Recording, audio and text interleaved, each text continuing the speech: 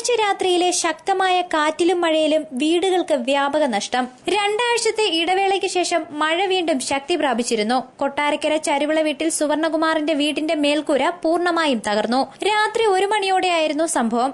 ശക്തമായ മഴയ്ക്കൊപ്പം വന്ന കാറ്റ് വീടിന്റെ ഷീറ്റ് കൊണ്ട് നിർമ്മിച്ച മേൽക്കൂര അടിച്ചു തകർക്കുകയായിരുന്നു. സംഭവത്തിൽ വീടിനുള്ളിലെ നിരവധി ഇലക്ട്രോണിക് ഉപകരണങ്ങൾക്കും തകരാറ് സംഭവിച്ചിട്ടുണ്ട്.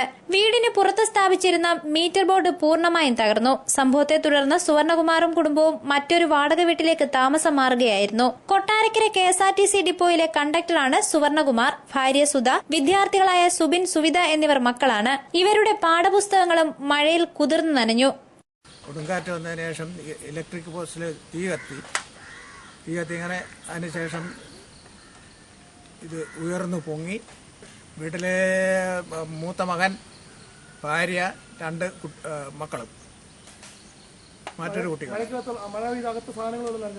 ഉണ്ട്. എല്ലാ സാധനങ്ങളും നടന്നു. News bureau, Kottarakkara.